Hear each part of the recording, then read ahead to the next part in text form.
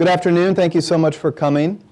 First of all, I want to acknowledge that it is a major breach of etiquette to have an event at 12:15 without serving lunch, but I guarantee that in about 20 minutes nobody's going to have an appetite, and that is for sure. And you will see the wisdom of sticking with chips and soda. But we're going to lose our appetites for a good cause today. My name is Chris Leonard. I'm a Schmidt Family Foundation Fellow here at New America. And I'm the author of a book called The Meat Racket, The Secret Takeover of America's Food Business, which is pretty much exactly what it sounds like. It's the story of how a few companies took control of our meat industry. And as a journalist who has written about the meat business for a long time, I'm really excited to have our guest here today, Ted Genoways, the author and journalist. I've followed Ted's work for a long time. Ted has done a number of really important and revelatory articles about the meat industry that have been published in outlets such as Bloomberg Businessweek, On Earth News, Harper's, others. I'm leaving out a lot. Ted has really been on this beat in the Midwest and breaking a lot of important news, which has culminated in his new book, The Chain, Farm, Factory, and the Future of Our Food, which, as someone who's written about this for a long time, it had a lot in here that surprised me. And we're going to get through it. But I want to say it wasn't even until after we set up this event that I discovered Ted is a pretty big deal outside of the journalism circles that I run in. He was editor of the Virginia Quarterly Review from 2003 until 2012, at a time when that magazine really exploded in terms of size and influence. Won 6 National Magazine Awards, including the Award for General Excellence, which is an incredible track record. Ted is also a celebrated poet whose work has appeared in several volumes of poetry. And his most recent book, kind of amazingly, is a biography of the poet Walt Whitman during the early years of the Civil War. And like all good Whitman biographers, Ted then shifted to the meatpacking industry. That's right. And wrote The Chain. So Ted, thank you so much for being here. We really appreciate it. Thanks for having me, Chris. It's great to be here. Thank you all for coming. Yeah. So to start, Ted, like I said, there was a lot in this book that really even surprised me, having covered this for a long time.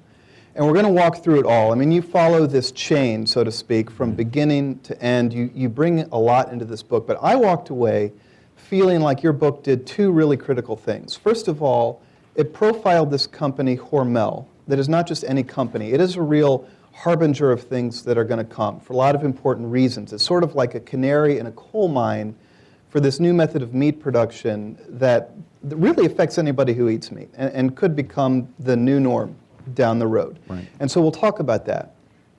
But I also felt like your book was a really vivid and frankly kind of troubling portrait of the meat industry and agribusiness in general during a time of recession and during an economic downturn. And I hadn't really seen that before, what's going on out there in these meatpacking towns over the last 4 years. So we'll walk through all of this, we'll unpack it all. But I really kind of want to start at the beginning and ask, as we said, you're a poet, you're a Guggenheim Fellow. What's a nice guy like you doing writing about stuff like this? I mean, why go from Whitman to Hormel? Well, probably the easiest answer to that question is that my grandfather worked in the Swift packing house in Omaha during the Depression, around the Union stockyards that were then the center of Omaha's meatpacking industry. So I grew up with stories of what things have been like for him when he was working there. But the other part of it, and this really informed the approach that I took, was that once he had worked in the plants for a while and couldn't do that work anymore, he went to western Nebraska where he made a go as a farmer. And he was able to keep his family afloat, but he was never really able to get ahead. And those things were always connected in my mind, the ways in which the systems that he had tried to escape when he left the packing plants were connected to the same problems that he encountered when he went over to the supply side as a farmer. So, to me, it doesn't actually seem that strange. I mean, these are the stories and the locales that I grew up with. My first book of poems was almost entirely about that sort of dual subject as well. And really this book grew out of discovering that the things that I had grown up thinking were a product of the Depression and a much earlier era were still very much going on in the middle of the country.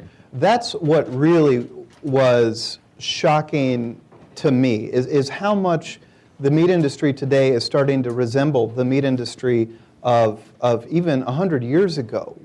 We are all familiar with this book, The Jungle by Upton Sinclair, which showed these really horrific conditions in slaughterhouses in terms of workers being injured, in terms of the safety of the food. You know, I'll be honest, I was working from the assumption we had gone past that. We have this food safety inspection regime, we have OSHA to protect workers' safety, and I thought the slaughterhouse today was different from the slaughterhouse of yesteryear. Let's talk about why that's changing. Let's talk about the company Hormel, which is really at the center of your book. Talk a little bit about, I mean, we all know the most important inventions of the last 50 years have been antibiotics, the iPad, and Spam, the tinned meat, which came from Hormel. So talk about this company. Where did it come from, and how did it become as big as it is today? Right. So Hormel was founded in Austin, Minnesota. It was founded by George A. Hormel. It's worth noting right off the bat that the family still pronounces the name Hormel. It's a German name, not a French name, as the company was sort of rebranded in the 70s at a time when Americans were discovering French cuisine. So George A. Hormel founded the company and really founded it originally as just a small business where he was processing a few hogs in a week and supplying the local market in Austin.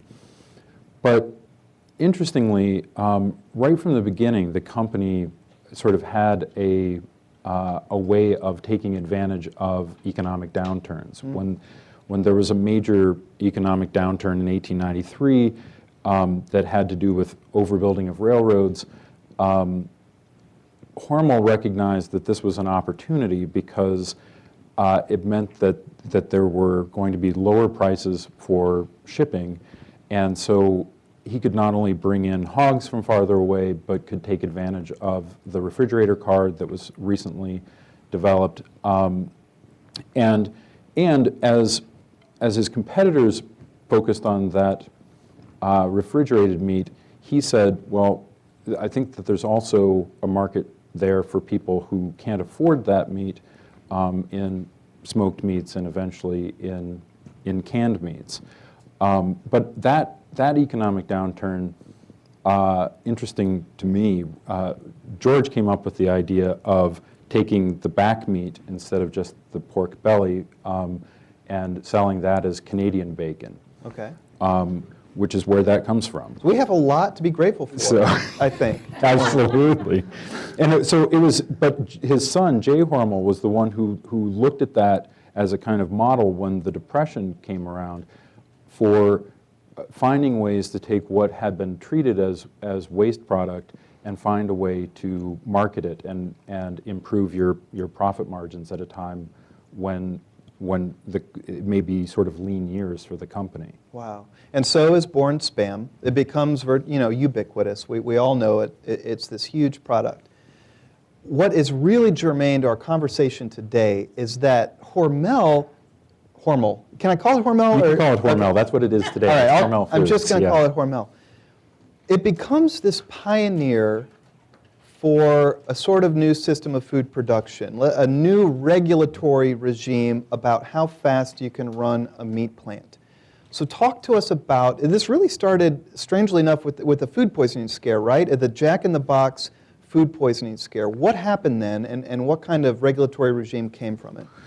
Right, so for those who may not recall, the Jack in the Box outbreak was an outbreak of a new strain of E. coli that spread among people who had eaten undercooked beef patties at Jack in the Box, or in some cases had had contact with people who had. And it spread a great deal of fear about the safety of ground beef. And so it was at that moment that the leadership at Hormel said, you know, this is a market opportunity for us.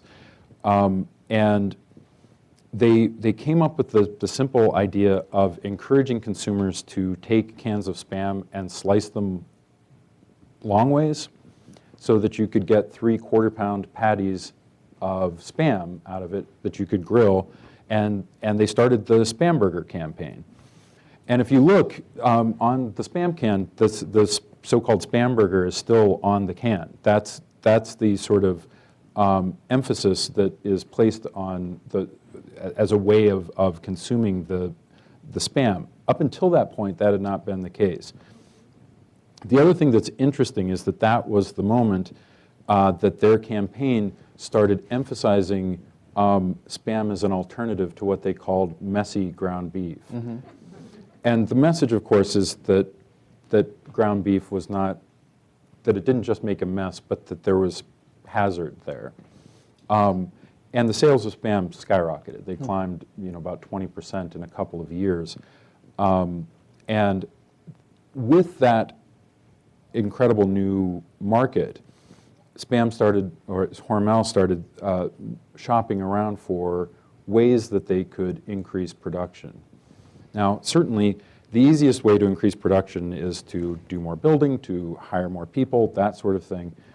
But the cheapest way to do that is simply to increase the output with the existing plants that you have. Mm-hmm.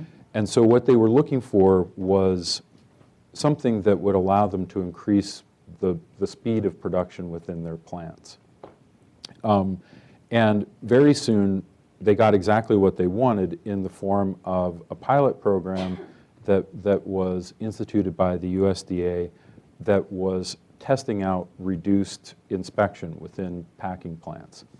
And it's important for a couple of reasons. The first is that when you reduce inspection, you're able to increase the speed of production as sort of a natural outcome of that.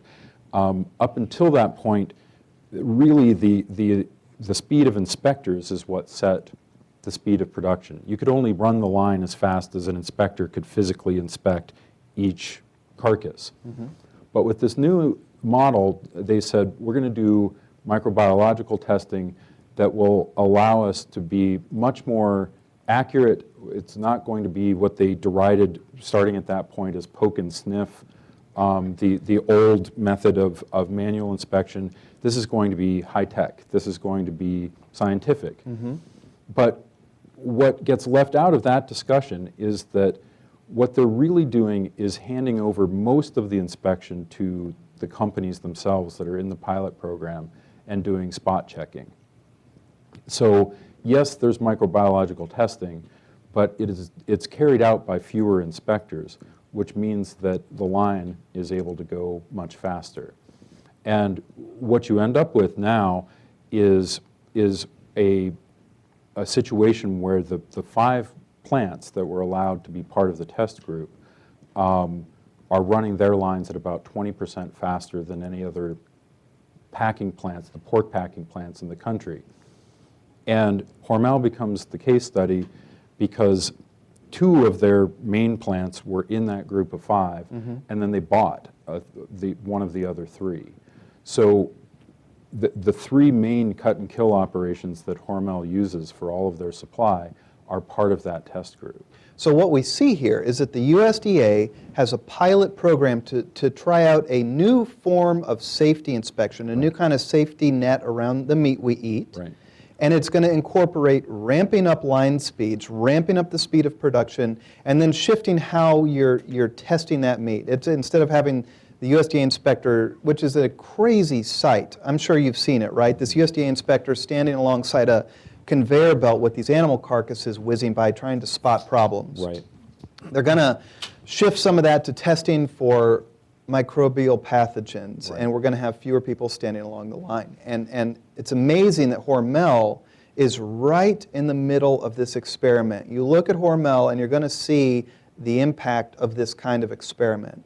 And let me say quickly, ramping up line speeds is the holy grail of meat companies. I remember one time in Missouri, I was at a Tyson Foods plant talking with the plant manager, and I'm sitting in this guy's office and we're chatting, and behind him his computer goes into sleep mode and we see his screensaver, and it's this one sentence going by that says, "Run debone full speed!" Exclamation point, exclamation point, exclamation point. Debone is the line where workers are cutting apart chicken carcasses. So that was this guy's like mantra. I mean, that's what the industry wants more than anything, because you've got this giant expensive slaughterhouse and you can run more product through there, right? And boost your profit margins. So this is what they really want.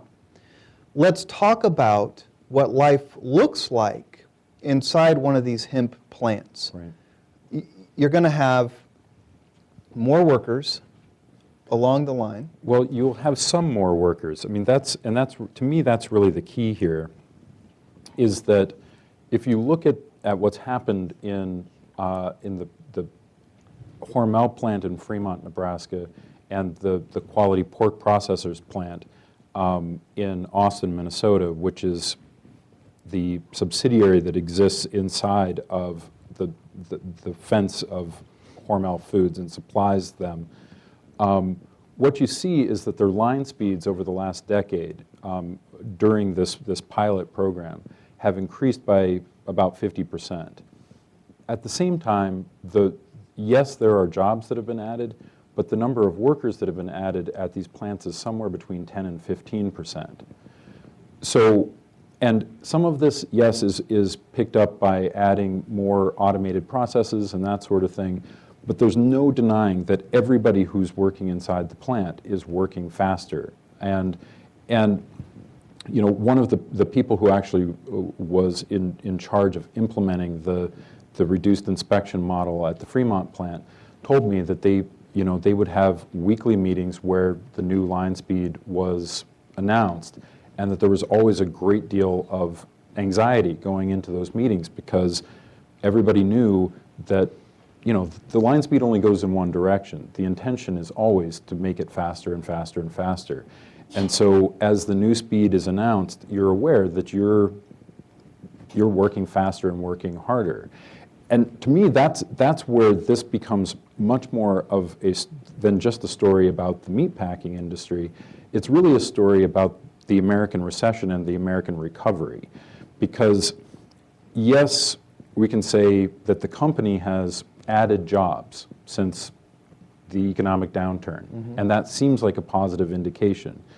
But the reality is that they've increased output by 50% while only increasing staffing by 10 to 15%, which means that everybody's working harder at the bottom and everybody's seeing greater gains at the top.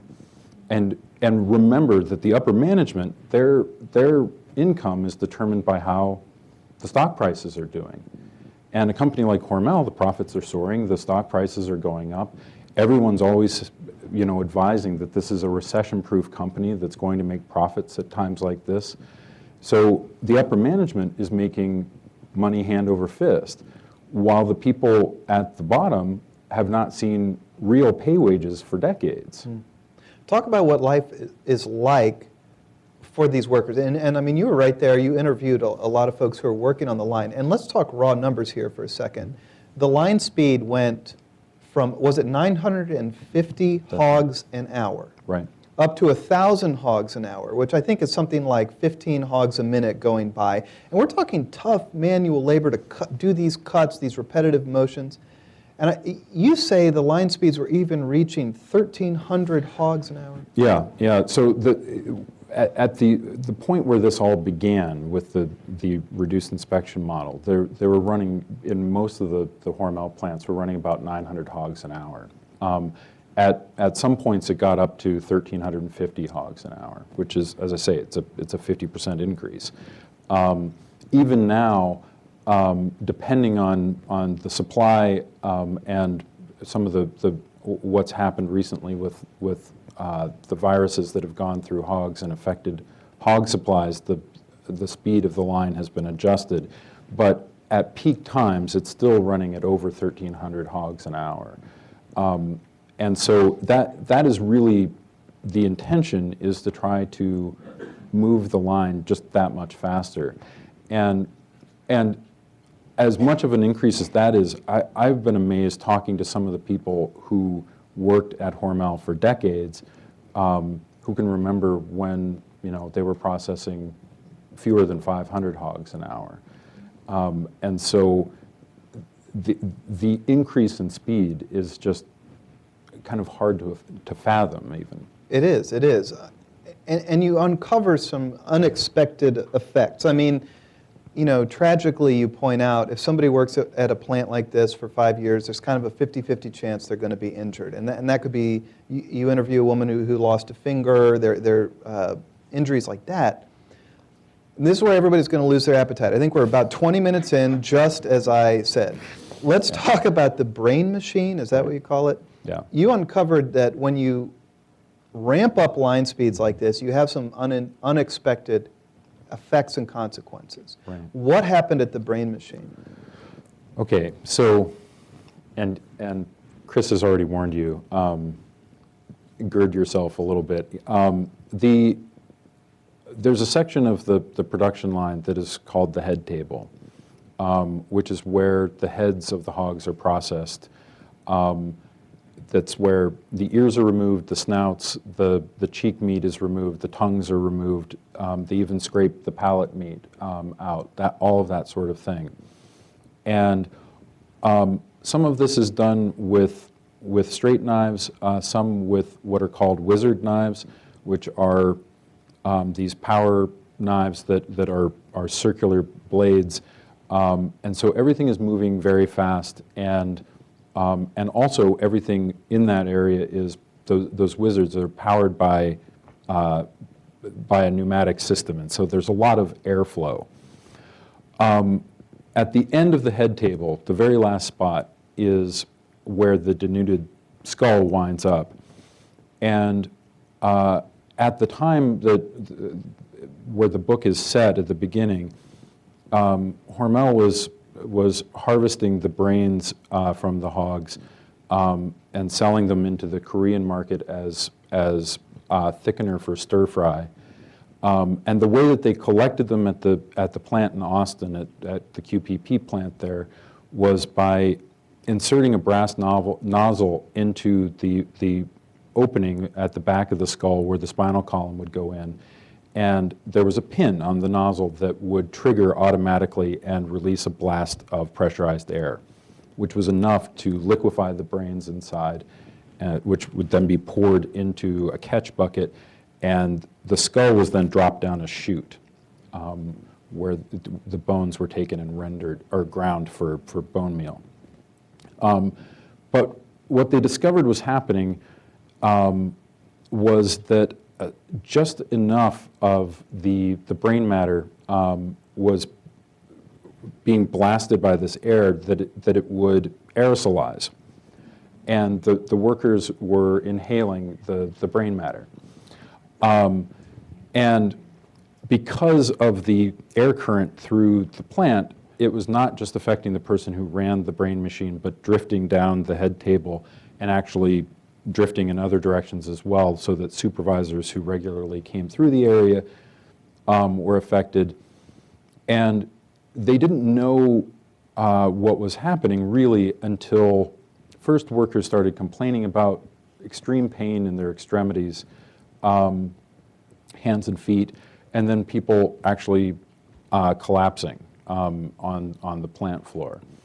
And what they eventually figured out, first the Mayo Clinic was involved and then the Minnesota Department of Health, was that as they inhaled the brain matter, it triggered an autoimmune response.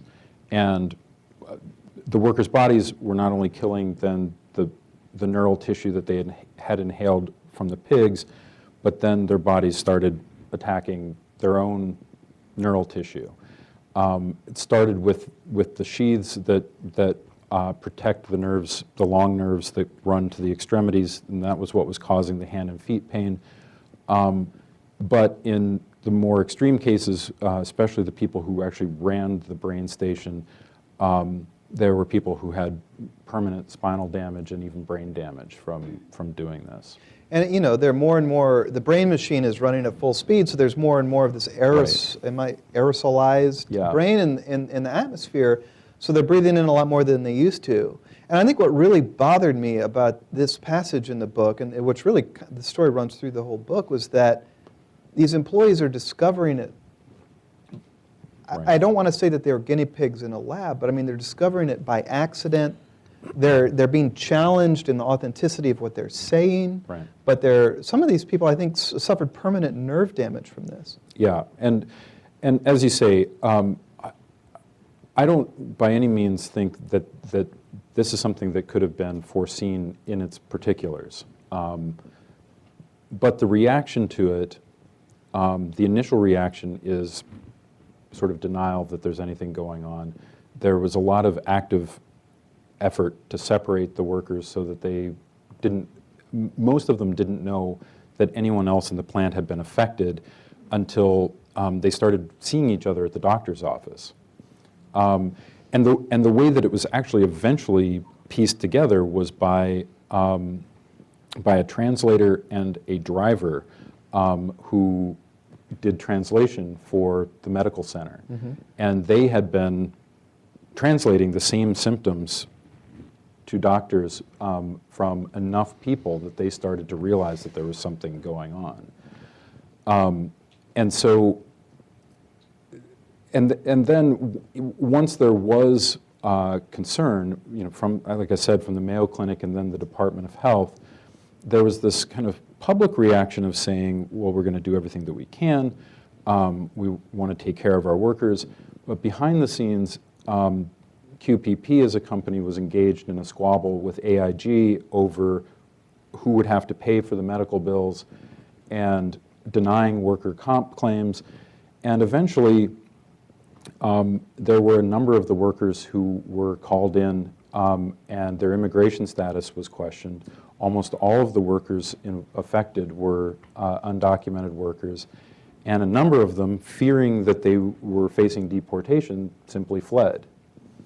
And so many of them, even the people that I interviewed for the book, many of them are simply gone. And because they were working under false identities in the first place, you know, it's not a matter of tracking them down someplace else.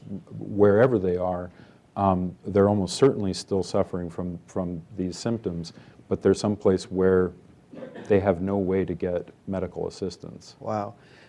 And we're going to save the talk about undocumented workers for Sure. a little bit later. But Ted, it was just really infuriating to read those passages about these folks just trying to get basic worker comp coverage for these terrible injuries that they didn't get.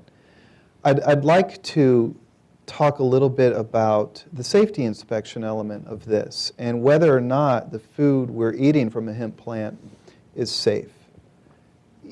There's a great line from The Jungle that you quote where Upton Sinclair was saying he's interviewing a food safety inspector and kind of didn't want to point out that there were like dozens of carcasses running by behind him that were not even inspected. Yeah, that the inspector was really perfectly happy to step away from the line and talk to him while the line was still running. Yeah, and so you point out that the USDA itself did a large survey study of these hemp plants, Right. an OIG report. Yes. The results were not encouraging. The results were not encouraging. Tell us a little bit about what this long-term study showed about the efficacy of a hemp plant in providing safe food. Right. So the OIG report, the Office of Inspector General's report, looked at the food safety records for the 5 plants that were brought into the program, and the main yardstick that was used was what the industry refers to as NRs, non-compliance records. So places where there's been some sort of a food safety violation. What the OIG report found was that of the 5 plants that are part of the hemp program for pork, that 3 of them are among the 10 worst food safety violators in the country, including the plant that is the worst. And the obvious question that the report raises is, if this is supposed to be a pilot program, if this is testing a new model of inspection, why would we possibly say, we've run this for over a decade, the food safety implications seem to be terrible all by themselves, not even looking at the impact on the workers in the plants, but just looking at food safety. Why would we make this the model for all of the pork packing plants in the country? But talking to people within the USDA, my sense is that that is exactly where the momentum is headed. That hemp will be expanded in spite of the massive amounts of violations that are found. I mean, this is a disconnect that I just don't understand. Well, I don't either. Okay. I mean, I don't have a good explanation for this, because, I mean, the only thing that I can say is that I understand perfectly well how this benefits the packers, but I don't understand how it benefits anyone else. And let's point out here that hemp is not likely to be just constrained to the pork industry. The big poultry companies are pushing, correct me where I make a mistake here. That's right. They're pushing a hemp-like rule, if you will, to speed up line speeds, change the inspection regime. They faced tremendous blowback from that over the last year, Right. and they've kind of got this hybrid right now where they're going to change the inspections, not speed up the line, but you pointed out that there's language in there that might let them speed up the line. Yeah, later. there's wiggle room, certainly, in the language of what's been negotiated, and I think even this sort of compromise position that on the poultry rule that the industry is not fully happy with, I think it's still clear that things are headed in the direction of benefiting the industry. Wow, I was talking to a USDA economist a couple weeks ago, and he said, you know, USDA is much more like a trade association than a regulator. And I think that this drives that point home pretty well. Yeah. Unfortunately, I want to move on because there's so much to cover in this book. And just for a few minutes here, I want to touch on farming and what this kind of system has done to farms as we think about them. And you've got a lot of really powerful stuff in here from farms. Let's start quickly with the environmental impact. You profile this farm, New Fashion Farms? New Fashion Pork. Yeah. New Fashion Pork. Yeah. How many, the numbers of pigs a facility like this raises is incredible. Yeah, thousands of hogs in a single barn, and you know, a standard-sized breed barn for some of the larger producers are 6,000 sows, and then piglets on top of that. New Fashion has, interestingly, settled on a size that is about 2,200 hogs, and it's chosen for a very specific reason. In order to face environmental review within the state of Iowa, you have to have a facility that is over 1,000 animals, right?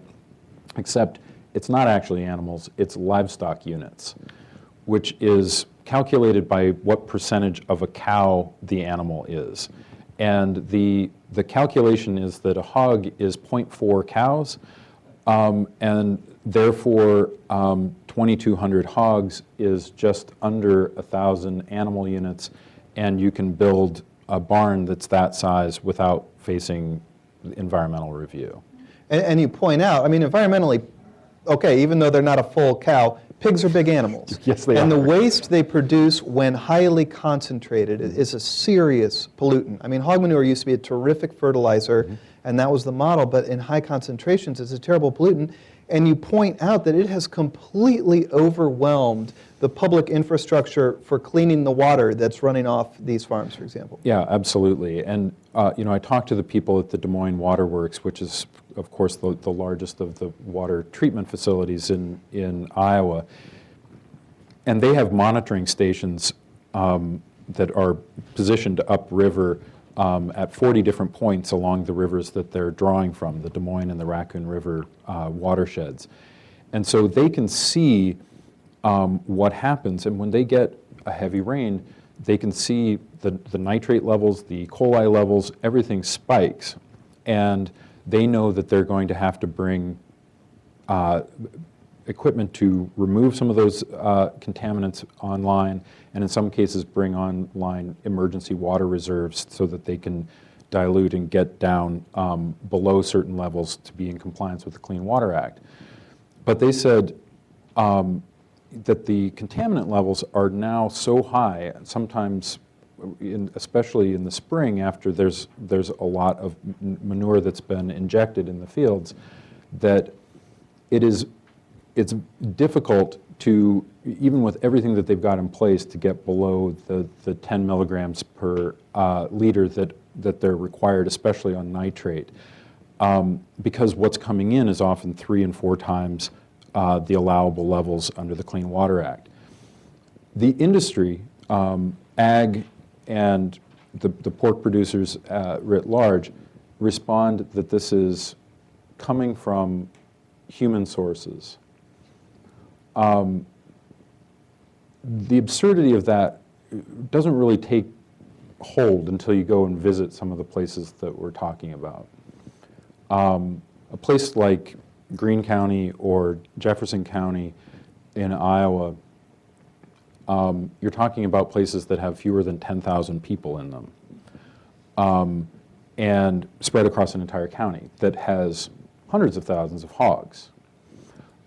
There's also the fact that, that hogs produce somewhere in the ballpark of about 8 times as much waste as a human does. So, the people at the Des Moines Water Works said to me, when you've got 22 million hogs in the state producing 8 times as much waste as a human does, do you think that's the point source, or do you think it's the 3 million humans across the state? And that doesn't even take into account the feedlots, the chicken barns, all of those sorts of things. So to say that this is a non-agricultural source, to me just seems absurd. Yeah, but how do you know, Ted? Well, exactly. Okay. But that's a key point too, because there's actually a very simple test that will tell you if this is coming from humans or animals. Okay. I love this. It's a caffeine test. Okay. Because just about every human is taking in caffeine, and they don't feed caffeine to hogs. Okay. Not yet. So you can, right. But you can do a caffeine test, but when I talked to the microbiologist at the Des Moines Water Works, and he said, we wanted to do this test so that we could identify the source and know exactly what we're dealing with, that they got lots of pushback from state government. Wow. And I hate, we have to move forward here a little bit too to talk about the animals themselves. You have some incredible reporting in here about some of these undercover camera operations of animal activists. You interview one of them who goes onto an operation like this. Really got some explosive video that changed the conversation around this whole topic. I've taken a lot of heat for my generally unsympathetic comments about the chicken as an animal. I just don't think a lot about the chicken. And I guess there's this whole body of evidence that shows they can do math and stuff like this, but I'm still not impressed, frankly. Right. But hogs really are a different matter to me, honestly. These animals are very intelligent, they're very sentient. I mean, you can look into their eyes and see this consciousness. Mm-hmm. And they're raised now in the same kind of factory model that chickens have been for decades. Right. I just actually kind of want to start this part by asking you a question that I have not been able to answer.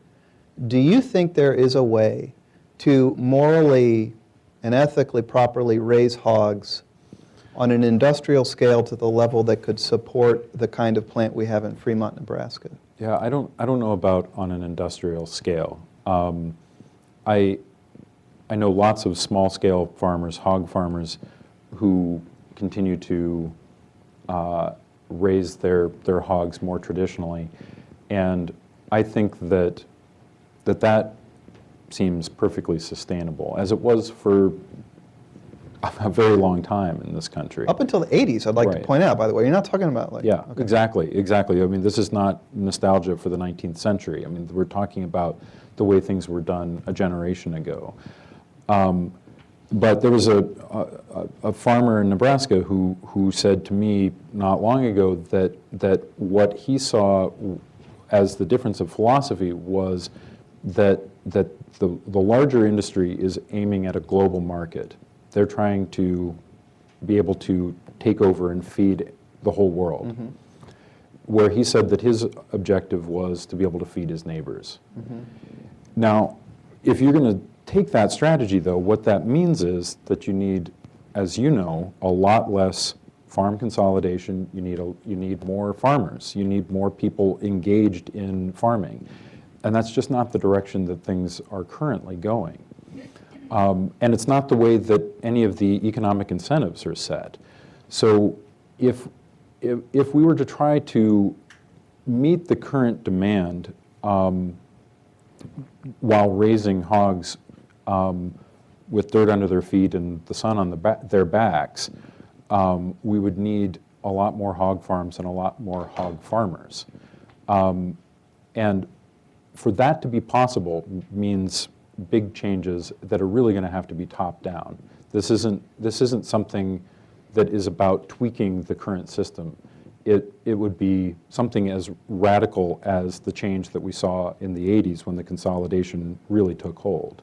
And right now we're at this very contentious status quo, mm-hmm. where we are not moving in that direction you just described, but instead we have an industry that seems very intent on doing things the way they're doing, and yet, frankly, consumers are very troubled by it. And in the middle, you've got these kind of folks you interviewed who are activists who think animals should be treated differently, mm-hmm. and they are going in with hidden cameras onto these hog farms. And it's a contentious situation. Hog farmers are some of the nicest people you're ever going to meet in your life. And I think they're really feeling embattled right now.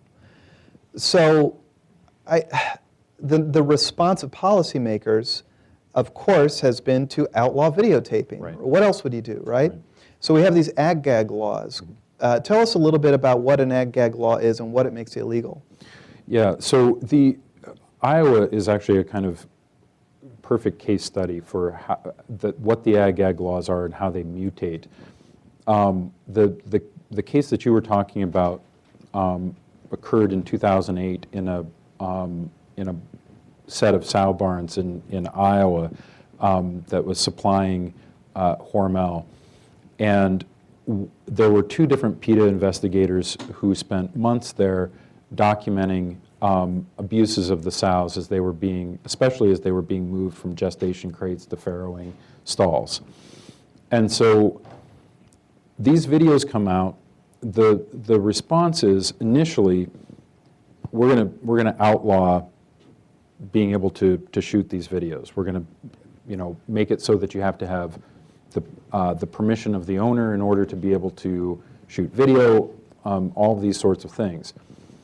When there are concerns that were raised by the Attorney General of Iowa and other lawyers who looked at this, that this was not going to pass muster constitutionally, the eventual version that goes through allows employers instead to ask certain questions and deny employment on that basis. So now if you pull up a job application for any of these hog barns in Iowa, at the very least you're likely to see a question, have you ever been a member of PETA or HSUS, the Humane Society of the United States? But you, in more extreme instances, may see questions such as, are you intending during the course of your employment to record what you see here in any way, video documentation, written documentation, any of these sorts of things. And if you answer yes, they can deny you employment on that basis. If you answer no, then you've lied on a job application, and you're guilty of entering, of filing a false document. And so the situation as it stands is quite complex in a place like Iowa. There are more extreme versions of this that exist in other parts of the country, and my hope is that eventually the courts will, and the Supreme Court will take up this issue because of the different versions that are proliferating. But in the most extreme cases, there was one person who was arrested and eventually not charged, but arrested in Utah for shooting iPhone footage from a public road of a crime that was occurring. And the police came out and took her away. Wow. Wow. So, well, I think we have to switch at this point back to the people, even though there's a lot we could talk about the farms. But again, you really covered this system from the beginning to the end. I talked earlier about the effects of the recession on this. yeah. The meat industry as we know it, I think, was really born in the 1990s, which was a time of general economic growth. And everybody in the Midwest, I wouldn't even call it an open secret. It was just a given truth that big companies like Hormel and Tyson Foods and Cargill were built on immigrant labor in the slaughterhouses. I'm sorry, not the vast majority, a great deal of it, of undocumented workers. Mm-hmm. Because we decided not to enforce our federal immigration laws during that time. Yeah. It's just a fact. Yeah. It was a wink and a nod to these big companies. When I was a reporter in Arkansas around 2004, I was really struck by how harmonious, frankly, this situation was. You'd see towns that went from 5% Hispanic to 30 to 40% Hispanic. Life was okay. I didn't see any kind of tension. I felt like the new populations were really welcomed. And I was surprised, frankly, at how harmonious the whole situation was. You paint a very different picture of what life was like in Fremont, Nebraska in 2008 when things started to go bad. And I think that really exposed fissures in this industry and in rural America. So talk a little bit about this sort of campaign that started up in Fremont, Nebraska. Yeah, so that whole movement in Fremont really, to my mind, kind of starts in two places. The first is that in 2006, there were what are known as the Swift raids that occurred in 6 Swift packing plants where Immigration and Customs Enforcement showed up, sealed the doors, hauled everybody away in Homeland Security buses, and then there was a similar raid at agri-processors in Iowa, in Postville, Iowa. And this gave Immigration and Customs a real kind of black eye, because what they succeeded in doing was not just rounding up these undocumented workers, but in a number of cases, especially where you had 2 parents who were working in the same plant, they rounded up people who had children who were in school at that time, who suddenly had no parents, and had no idea how to contact them. And in many cases were born in the US and therefore were legal citizens. So there was this decision to kind of change that strategy by Immigration and Customs and not do that sort of thing, but for the people who were hardliners on immigration, that's suddenly what everybody wanted to see in their town. The people who were really, as I say, sort of ruthless in their approach to immigration enforcement, they said, why do I have a plant on the edge of town and they're not showing up and hauling everybody away? And when you combine that, as you say, with the economic hard times that were starting to befall, especially these small towns, that starts to also get wrapped up in the jobless rate and the sense of stolen jobs and all of those sorts of things. And so in a town like Fremont, the the conditions are sort of right. And I think it's also a factor of the geography of a number of these plants. You know, the industry made a decision a long time ago to move outside of urban centers because that's where labor unions are. Absolutely. And it was much harder to organize a union and unionize a workforce in a smaller town. But what that also has created over time is a proximity to towns that are often growing in the direction of the meatpacking plants and the meatpacking towns, where in Fremont, if you're a young person who has big ambitions and sort of dreams beyond a life in Fremont and beyond working in a packing plant, Omaha, Lincoln, these places are less than an hour away. And so what you're left with are the people who are sort of the hardliners of the community also, the people who are committed to a certain version of the town and are very often terrified of the city that seems to be creeping toward their door. And, you know, inevitably that turns into anger toward minorities and outsiders. And Ted, you documented a fight that happened in Fremont that was also happening around the country, where this local coalition of citizens gets together and they want to pass the town's own immigration law. That's right. Which would require companies to verify the immigration status of their employees, which would also, very importantly, require homeowners to verify the status of people that they rent homes to. Right. There were lots of little instances across the Midwest of towns trying to pass laws like this. You document from beginning to end what happened in Fremont. It was a big, ugly legal fight because, frankly, the constitutionality of laws like that is very much in question, although some of that's been settled in court. What interested me was the terrible cultural spillover of this legal fight. I mean, it got really ugly. Definitely, yeah. And I mean, I think it's, first of all, it's important to note that when we start talking about these ordinances that popped up around the country at the local level, the laws that were passed in Arizona and Alabama, this can seem from the outside like a movement of some kind. It's actually the work of one person. Chris Kobach, who's the Secretary of State in Kansas and is now facing a kind of serious re-election challenge there, is the person who has authored all of those ordinances and laws. And so it's now a case where when you have a community that is looking to do something like this, they reach out to Kobach in order to get language that will hold up in court. So there is this kind of outside element that exists in creating all of these things. But at the same time, it taps into this, what I can only describe as sort of this nativism that exists in a lot of small towns now, this xenophobia and racism that exists at a moment of real economic insecurity and fear, this sort of terrible negative reaction toward anything that doesn't look familiar.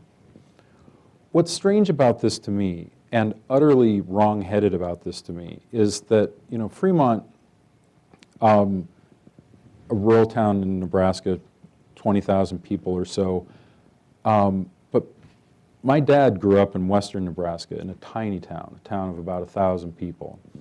And he remembers vividly from his childhood in the 40s that, first of all, when he was very young, all of the field labor, especially with the sugar beet harvest, was Japanese-American immigrant labor. When the internment camps were opened, FDR approved bringing in Hispanic labor, bringing in labor from Mexico.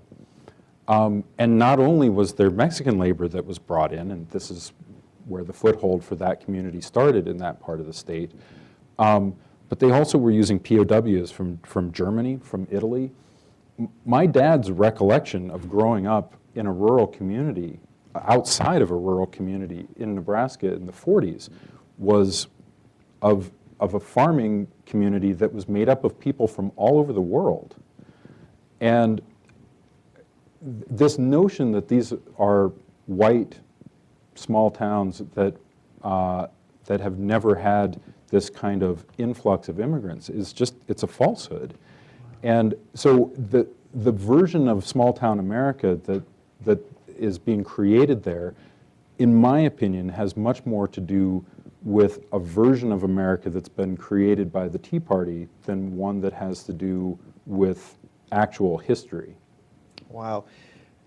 And as you point out, I just want to emphasize that as this, as you point out the nativism, I mean, the ordinance in Fremont was approved by voters overwhelmingly twice. That's correct. And yet it was challenged in court. And during the point of these legal battles, you had shop owners of Hispanic defense who are getting bullets shot through their windows. You're seeing growing contention between neighbor and neighbor.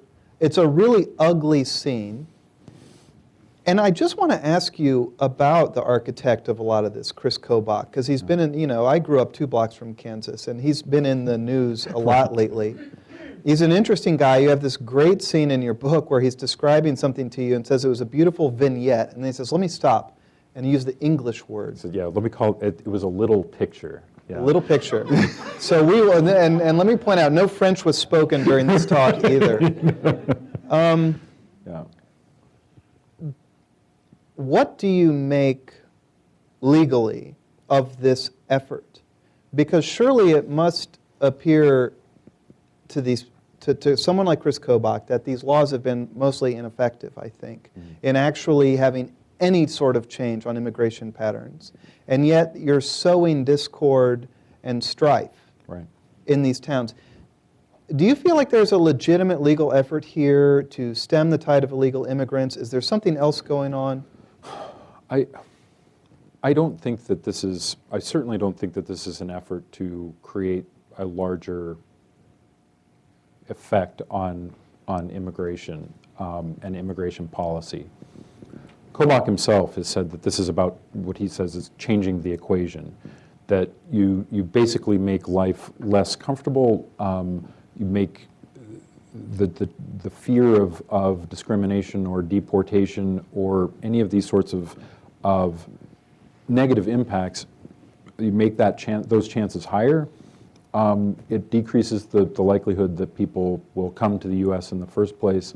It increases the chances that they will leave. It's self-deportation, as he describes it. Wow.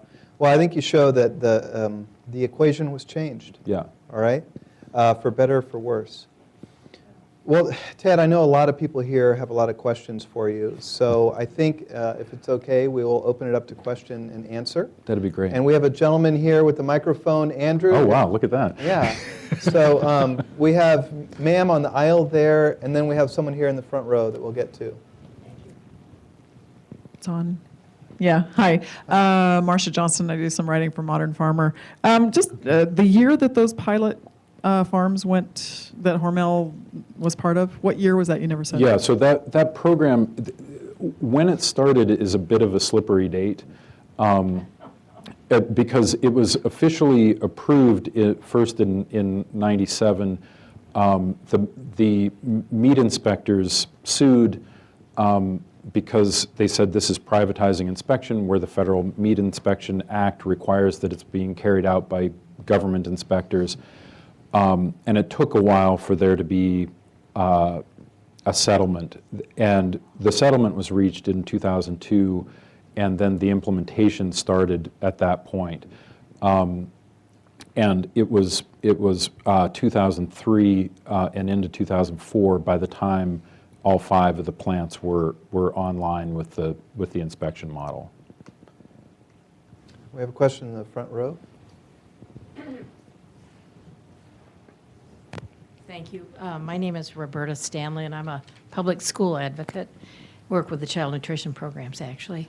I have 2 quick questions. One, you kind of glossed over the pushback in state government. Those of us who work in government, so forth, view Minnesota as quote-unquote an enlightened state? And secondly, is ALEC involved with these, writing these laws that Chris Kobach out of Kansas? Okay, so the second answer is a little easier. ALEC is involved in the writing of, especially of the ag-gag laws. ALEC is not directly involved with what Kobach is doing. That I'm aware of, but I think we can certainly see sort of how some of those things work together. The first question on state government pushback, I live in Nebraska right now. I have lived over the last 15 years in Iowa and Minnesota as well. And I can tell you that these are states that are entirely beholden to the interests of the farm bureaus of the various states. They are huge campaign donors. They are sort of the gorilla of state politics. They are the big industry that exists in the states. And Iowa in particular, Terry Branstad, the governor there, has made quite clear that whatever the ag industry wants, he's there to give it to them. And so you end up with situations where you know, not only is the industry asking for specific things and getting them, but any time that there's an opportunity to reduce the regulation of the industry, it's sort of offered as a matter of course. Sir, in the front row, Sam here, and then we have a question in the second row, please. Yeah, hi. Name is Sam Fromartz. And Ted, I'm just wondering if you ran into any of the ag-gag restrictions, or did Hormel shut down on you, or what was your reporting experience? Yeah, so I haven't run into ag-gag restrictions per se. What I have seen is over the course of the reporting a kind of heightened sense of awareness from the places that are publishing the work that I'm working on about how the material was gathered, about how things are described, to make sure that not only that the publication and that I'm protected, but also that the people that we're relying on are not, running afoul of the law. As far as Hormel goes, I'm fascinated by Hormel as a company for a number of reasons, but certainly one of them is how incredibly tight-lipped they are as a company. I've been writing about them, publishing work about them for over 3 years now. They've never issued a statement in response to anything I've written. The strategy seems to be to pretend as if I don't exist. And so I don't know what to make of that. I mean, I know that they know I exist because I've seen the letters that they write to my editors. But I don't know how many emails and letters and phone calls I've sent to various people there, and always making the case, you've got to have a side to this. You have to have a perspective on this. Help me to understand how you're approaching this. And it just gets no reply. So you've never gotten a reply? The only thing I've ever gotten directly out of Hormel was when I got some internal documents that had to do with the ordnance fight that Chris was talking about, that Hormel actually gave money for the PR campaign against the ordinance that would have required them to do some changing in their hiring practices. And I sent them those documents and said, are these legit? Are these real? And they wrote back and said, yes, that's correspondence from us. That was it. Okay, second row here, and then. Tony Corbett from Food and Water Watch. Good to see you. Ted, has the United States Department of Agriculture, Food Safety and Inspection Service ever done a study showing the efficacy of the hemp pilot projects in pork? I love the leading question. You're going to be shocked by this. The answer is no. I mean, and this is always the issue, right? I mean, that much of what's being argued for is common sense, and because they say, you know, what we're looking at is doing testing for microbial pathogens. That's obviously going to be better than just having some guys who go around and look at things based on their color and poke them to see how they smell. This is more scientific. And yet, there's very little to do to actually follow up on providing the data that would support that. One of the things I wanted to also point out is that FSIS has used that pilot project to recognize similar privatized inspection systems in Australia, Right. Canada, That is correct. and New Zealand. Yeah. And here they're basing that on a pilot project they've never evaluated. Right, that's correct. It's a great point. Well, we have ma'am right there in this. Just a clarification. Okay. Then the study that you spoke of earlier, you said was the Office of...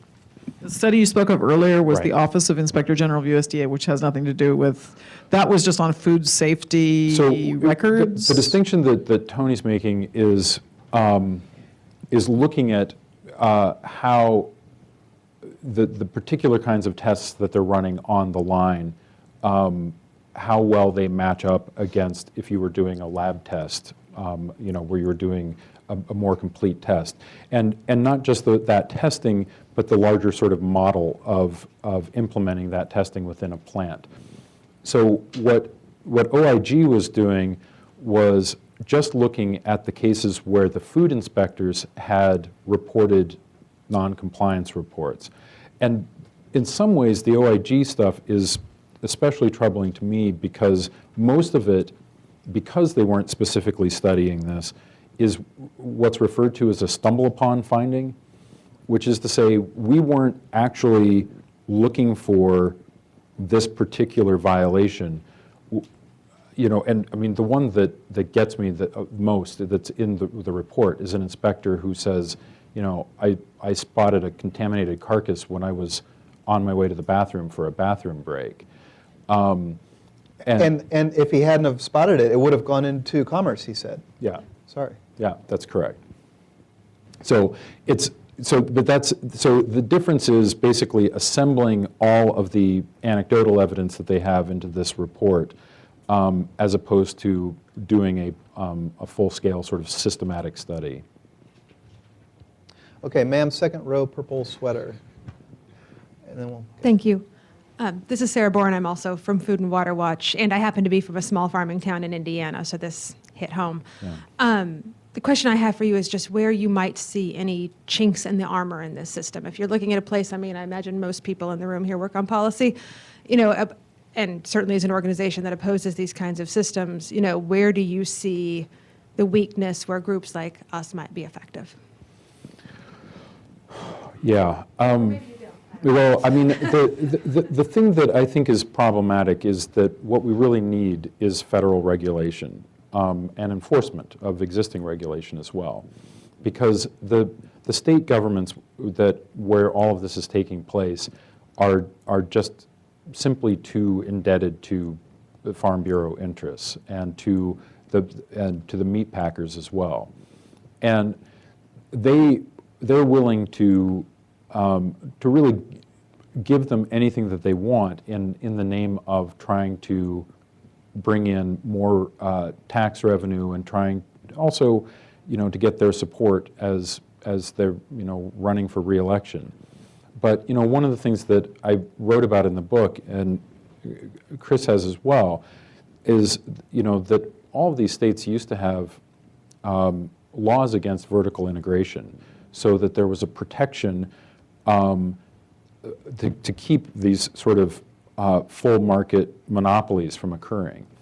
And now that those bans have been rolled back in almost every Midwestern state, it's possible for a meat packer to not only own the packing plant, but to own the hog barns, to own the fields where the feed is grown to feed them, and to consolidate all of that and manipulate the prices of the food. In the hog industry, I would think right now that this would be a point of particular concern for us now that Smithfield is owned by money that was provided by the Chinese government. And I keep wondering in these, intensely red states, how it's happening that people are perfectly fine with, with companies, with a company like Smithfield that's Chinese owned showing up and acquiring everything in sight. Well, Ted, don't get exercised. I mean, Smithfield only makes 1/3 of all the pork in the United States. Right, exactly. Let's not embellish this. Sir, in the front row, we have a question. Thanks. Thank you.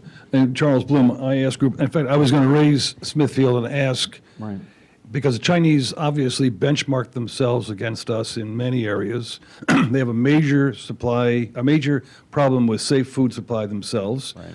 There's almost hysteria about that in China, certainly in the upper classes. Is there any way that we can turn that to our advantage? Because if what it does is add to the pressures to maintain the status quo, we may have that much bigger problem changing things here as they invest in the U.S. Absolutely. Is there any way that you can see that we could turn that to a positive force for change? It's a great question. The thing that the only way that I could see is essentially by leveraging that concern to say, look, we can't allow. It's bad enough to allow giant American-owned corporations to have this much control over a market, especially a market that is food. But do we really want to then hand that over to a foreign, not just a foreign corporation, but I mean the Center for Investigative Reporting did a magnificent piece on showing that, I mean, the funding for that came straight from the Chinese government. I mean, this is something that, and they bought Smithfield at almost 150% of the market price. I mean, there's a strategic decision being made here. And it does seem to me at that point that we should be at least paying closer attention than we have so far to what this means. And so, as I say, I mean, I think the only thing that I could see is asking at that point, do we want to continue to keep laws in place that make it not only so that there's so much consolidation, but that consolidation can be taken advantage of by anyone who comes in with enough money. And we have a question in the third row here, the gentleman with the blue shirt and the tie. Thanks so much. Paul Shapiro with the Humane Society of the United States. Thanks to the New America Foundation for this great event. And Chris, I will be following up with you with extensive information about the intelligence of chickens. Okay. I've already read it, man. I've already read it. But I look forward to Except talking. reason. They're Don't go by your gut, man. tic-tac-toe Except champions. reason and science. They're not bird brains. Haha. Anyway, Ted, thanks for your great book, and thanks especially for your very passionate writing about animal welfare and the rampant amount of animal cruelty that occurs within these pig factories. As you know, a lot of companies in the pork industry, including Hormel and Smithfield and Cargill and others, have made announcements in response to public criticism that they're going to move away from practices like gestation crates. And I'm wondering why you think it is that these companies have been so responsive to that criticism over animal cruelty and gestation crates, but perhaps not some of the other ones that we're talking about today and that are often levied against them. Yeah, well, for one thing, gestation crates, I think, are something that the public was able to kind of easily understand. When you describe what a gestation crate is, when you show someone what a gestation crate looks like, a lot of people are uneasy with that. And especially when you're talking about, here's a space that's essentially like a hog-sized cage that the sow is going to be kept in for 114 days while she's pregnant.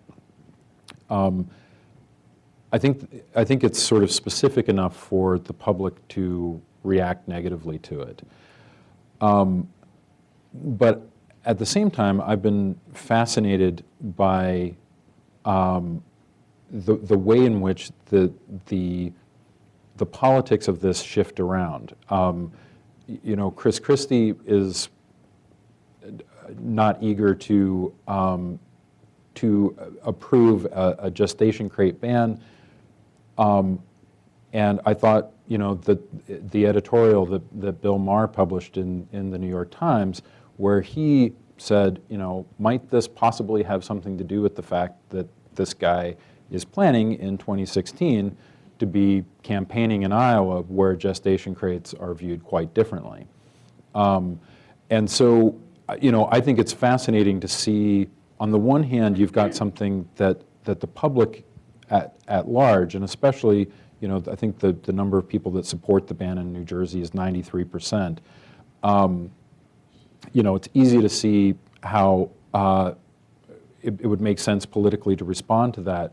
But you've got the local politics that make it national politics when you're talking about someplace like Iowa coming into an election year. So, and to the other part of your question,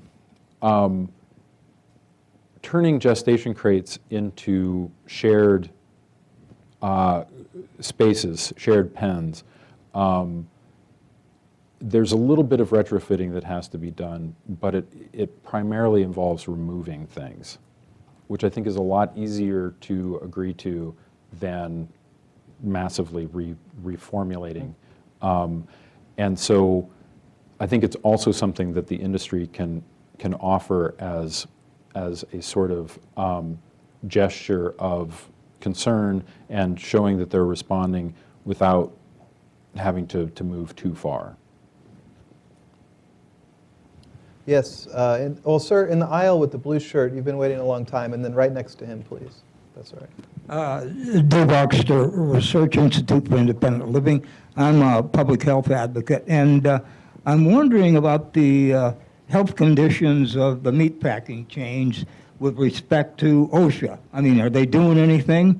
And then the other thing would be, what's EPA doing with respect to the toxic waste from the hog farms? Both great questions and really interesting areas for discussion. I mean, so OSHA is involved in looking at how the safety of the workplace is determined, but it's an interesting loophole that the way that packing plants are designed, and because they're in pork packing plants, at least, there's no cap on line speed. It's always been an informal cap on speed. That it's really the USDA inspectors, the FSIS inspectors, who set the pace of work. So there's a kind of gap in the regulation that exists where the meatpacking workers are concerned. And right now, there's a lawsuit pending that has been brought by the Southern Poverty Law Center and the Nebraska Appleseed Center, which does fantastic work for advocacy for meatpacking workers in Nebraska, that is suing both OSHA and the USDA for not doing more to address that problem, that regulatory gap. The other question about the EPA, the EPA has been reluctant to get involved in, especially in Iowa, where there's been the sort of the biggest problem to date.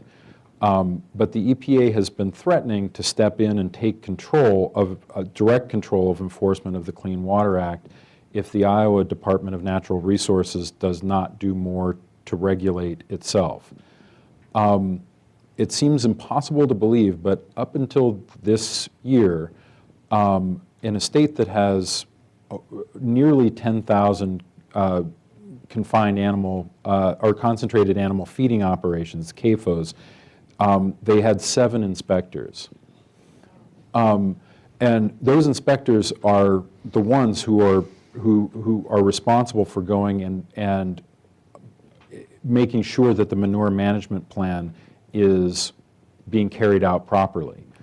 Well, you know, you can imagine what 7 people are able to do against 10,000 confinements. I mean, essentially, all that they do is a few random checks, but mostly they're responding to citizen complaints.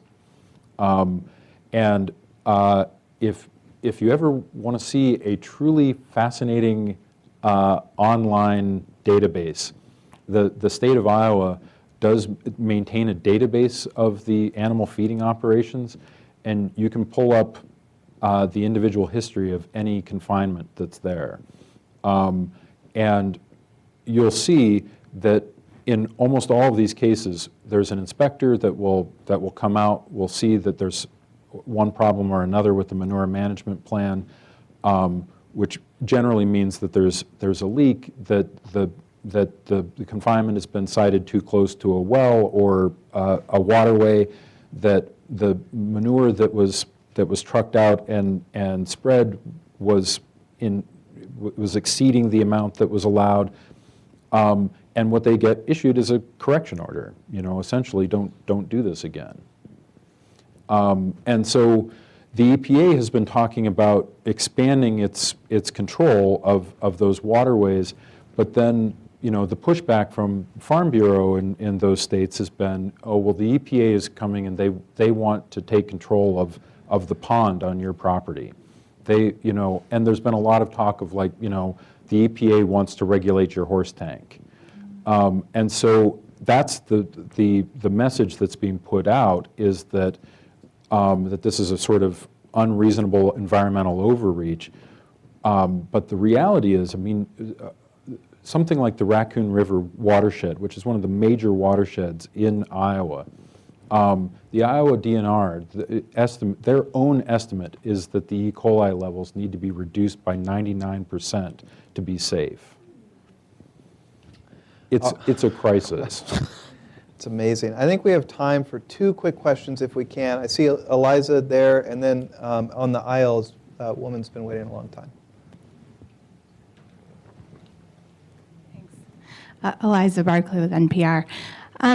So the beef industry, it seems like, is starting to kind of rally around this idea of sustainable beef, partly because, you know, McDonald's said it wants to buy verified sustainable beef by 2016, which who knows what that is really, it doesn't exist yet. But I'm wondering why the pork industry does not seem, as far as I can tell, to be rallying around this idea of sustainability, and may not, perhaps because it's not being pressured yet by consumers, and why the beef industry is doing that and the pork industry isn't.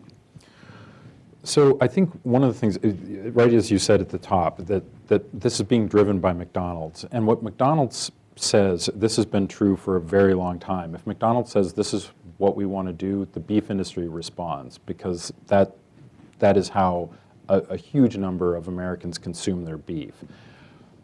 The flip side to that is that the American consumption of pork has actually been dropping slightly in recent years.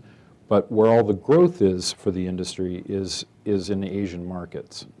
And so, you know, there's just not the same pressure being brought to bear there. And so, but that's, again, to come back to the Smithfield example, I think that's one of the reasons that, you know, trying to keep a handle on this now is important, because if the market is allowed to expand to the point that American consumers don't have any pressure to bring on the industry, then the majority of the consumers will be outside the United States, but the production will be happening here.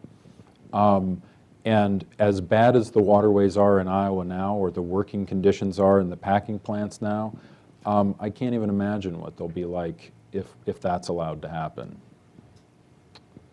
All right, we had right on the aisle.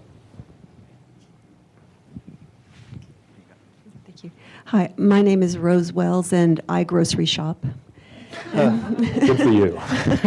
And I found all this heartbreaking, and I just would would like to know what I can say to my neighbors in our affluent suburb who think that a $5 roasted chicken at Giant is a good thing to buy. Yeah, so I struggle with this myself because on the one hand, I think that there are things that consumers can do to make better choices, especially where the sort of quality and wholesomeness of their food is concerned. For people who eat meat, you know, I don't think that there's anything wrong with deciding to find better quality and smaller quantities. And if you're in a place that it's possible to deal directly with a farmer. I certainly, for all of the meat that I eat at home, I've seen that animal through the entire process, and including right up through the slaughter and butchering. To me, that's kind of what the animal is due. But unfortunately, I don't think that is enough.